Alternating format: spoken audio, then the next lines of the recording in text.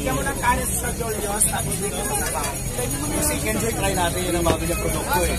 Ito, iabot mo sa akin para lagyan ko ng sabaw. Hangyan muna natin. Lalagyan hawak-hawak mo na yan, dapat igaling ka na sa sistema natin eh.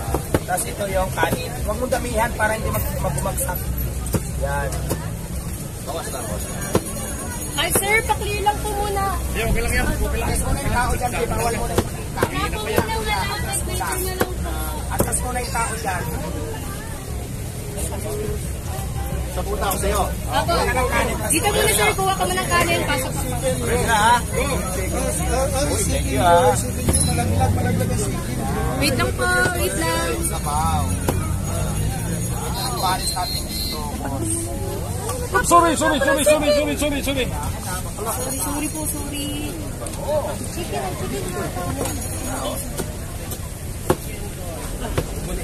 A few moments later.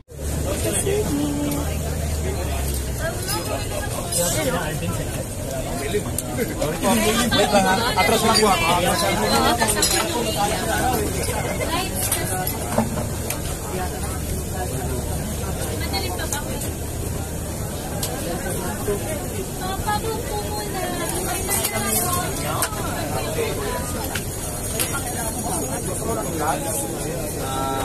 Kailan nag-gloves ba ito?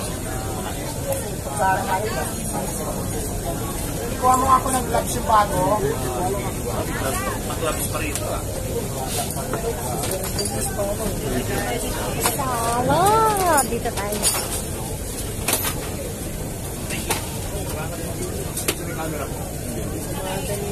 Ito para mahawakan. Dito ka, ganyan mo Jay. Pero mainit yan ha, bagong luto. Bakit kailangan mag-gloves yung mga? Recall mo na. Bakit kailangan mag-gloves yung mga customer? Para hindi malansa, para for safety na din. Kung gusto nila magtamay, para for safety na din kailangan naka-gloves. Pero kung hindi naman hindi gusto mag-gloves, nasa inyo naman yun. Oo, nasa sa kanila. Choice naman nila yun. Pero ang purpose lang talaga nito ay para mas makain ko na ito. Maayos. Maayos. Kaya nakasya sa akin.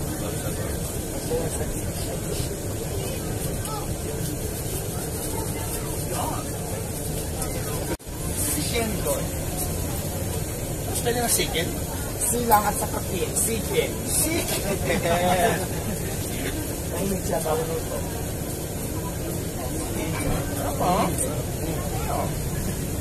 Ano? Famous Paris. Then yung over. Tapos ito, ang halaga nito, 100 pesos. 100 po ang rice and cheese. Kung hindi ka pa satisfied mo sa lasa, meron tayo pang malasa sa sumaan. So, yan ang purpose. Ikaw ba nauubusan ng parinta sa sobrang dami ng tao? Naubos pero syempre marami na din akong supplier. Kaya ang ginagawa ko talaga, nagbabantay ang alam kong kumpi na lang, kapadeliver lang para delivery siya. Kasi 24 hours po ako ito. So, kailangan talaga consistent para hindi mag-hang.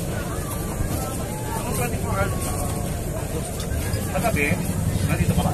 Hindi na. Pagka pagod na ako, yung naramdaman ko talaga hindi na kaya ng katawan ito. Tutulog na ako, either sa kutsi o sa baras. Kasi kung hindi ako ng bahay, kung malayo ko sa city nila, hassle na masyado pa ako. Ganito na ako nagsasagot. Okay na kayo? Okay?